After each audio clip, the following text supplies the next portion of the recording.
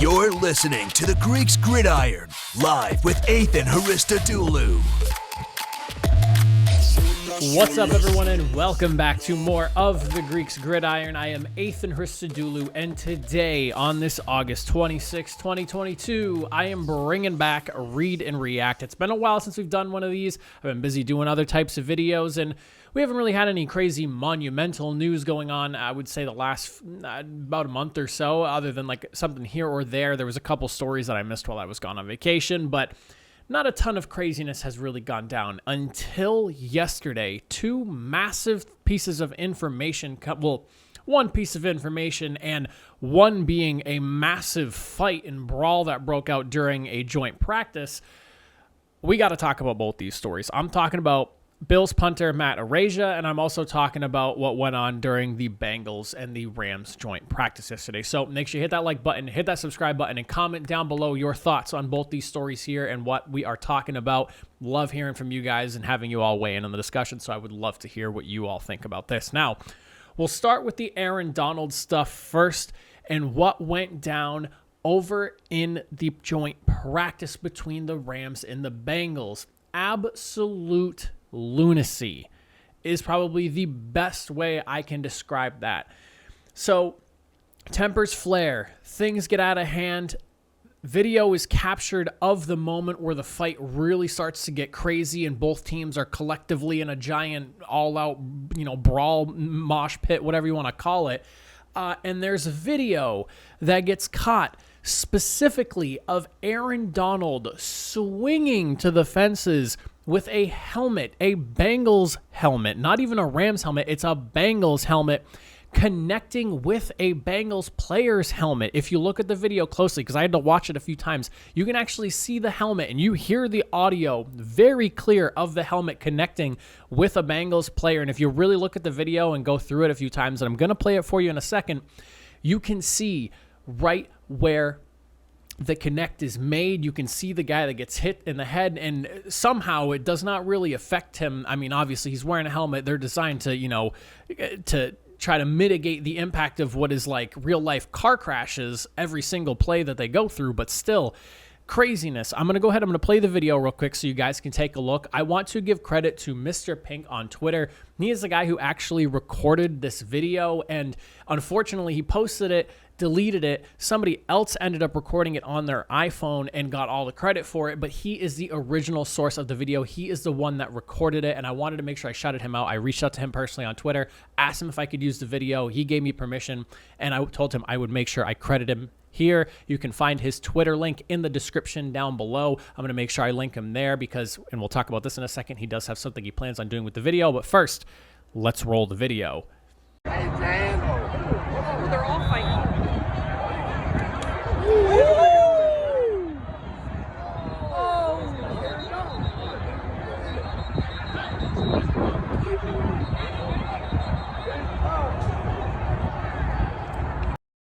Unbelievable stuff. I mean, it's a crazy scene, but if you go back and rewind the video a second if you need to, and listen to the clack of helmet to helmet when he's swinging that thing. Absolute insanity. Now, there's been a lot of discussion on Twitter since the video up until now as to just kind of, repercussions. Should he be punished? Will the NFL do anything? There's a lot to really kind of dig through with this whole discussion here because Myles Garrett, while he swung on somebody who was not wearing a helmet, also swung a helmet at somebody. It was in a game, not in practice. And yeah, okay, two different scenarios, but the intent in violent act is kind of still the same here. And while the NFL doesn't technically police practices, from what I've gathered is what everyone's saying here on Twitter and some of the experts within the NFL's media world,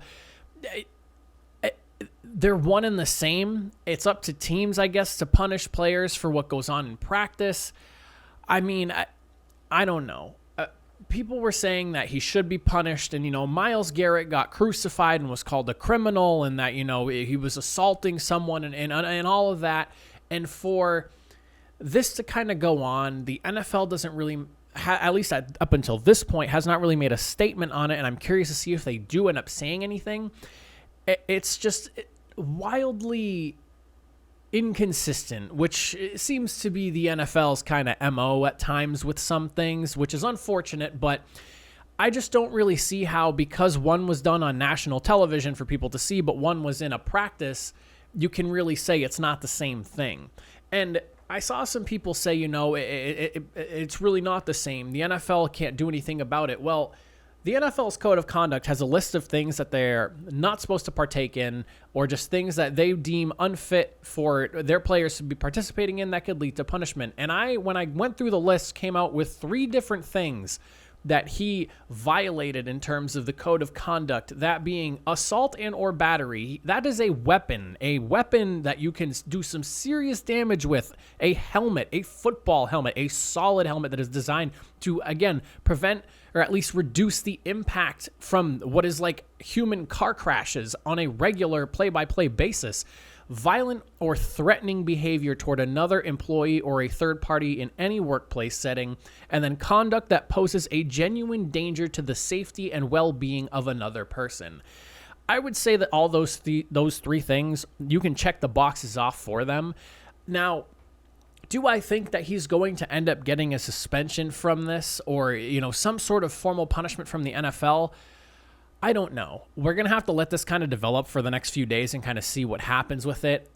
I'm probably going to err on the side of no, just because, again, the NFL's not known for policing practices and things like that, but this is an extreme, and I know fights break out at practices all the time, but this is like an extreme case of someone who, with his bare hands, can maul a man, took a helmet and swung on someone. And I'm not sitting here advocating for his suspension. I'm just saying that, there is a lot that went on in those few moments right there that are I would say could be deemed threatening behavior toward another employee or violent behavior toward another employee, as both are employed by football teams that are within the NFL organization, or conduct that poses a genuine danger to other people around them and their safety and well-being.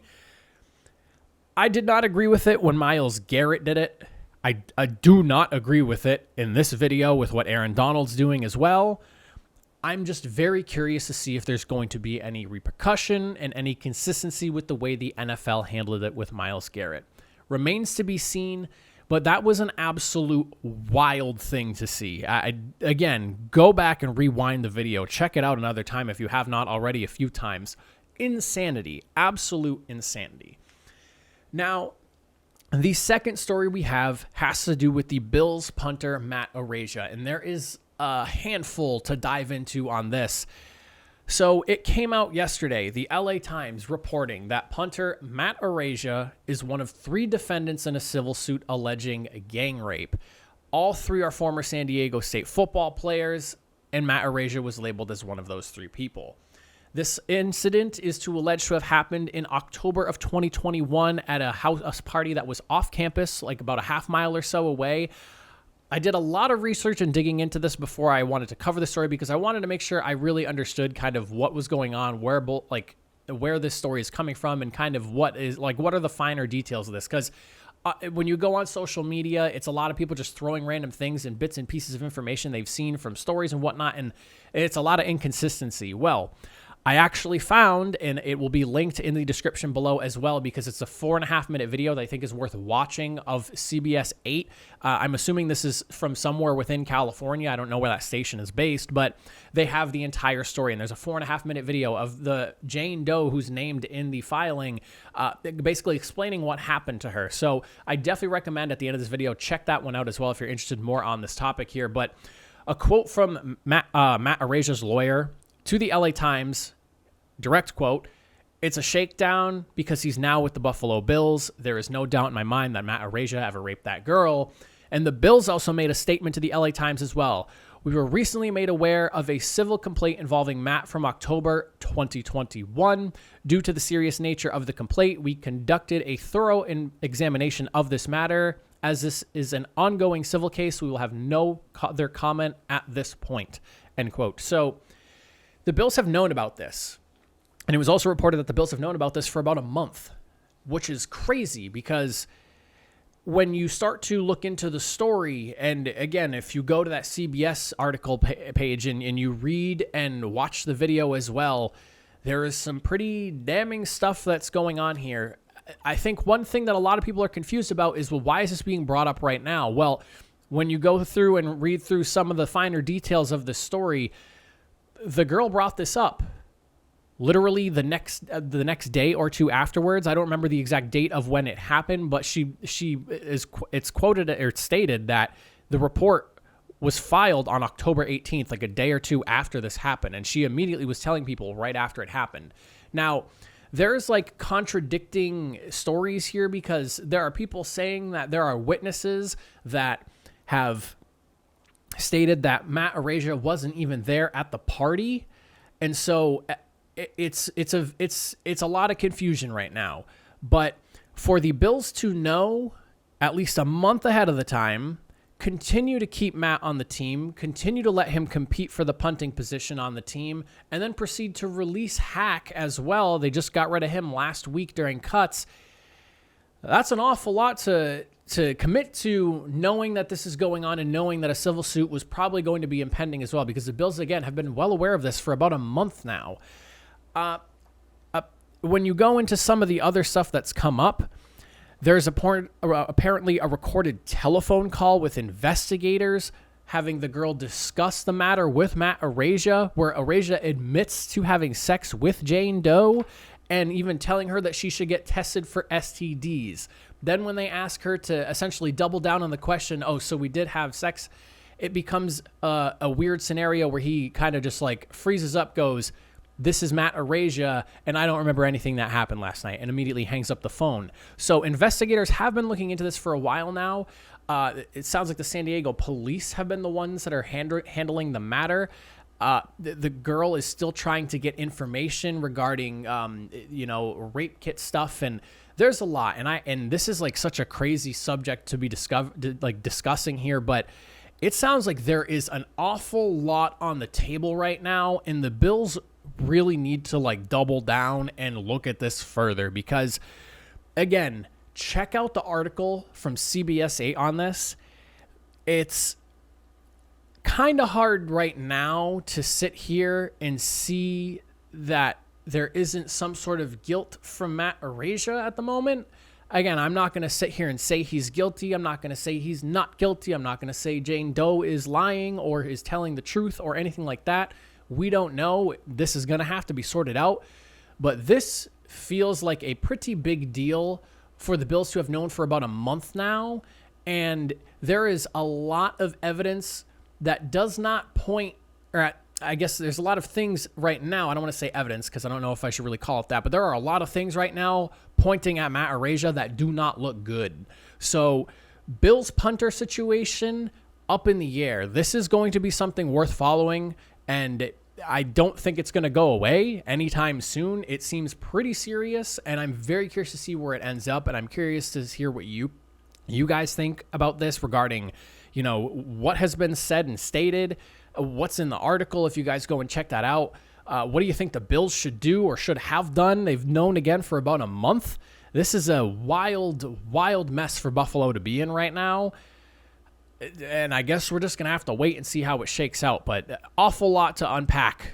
There's a couple of crazy things going on the last 2 days, both on like opposite ends of the spectrum of craziness, but crazy nonetheless. I would love to hear what you guys think about these two stories. This is my read and react for today. I appreciate you guys for hanging out. Again, hit that like button, hit that subscribe button, and I'll see you guys in the next video. Have a good Friday.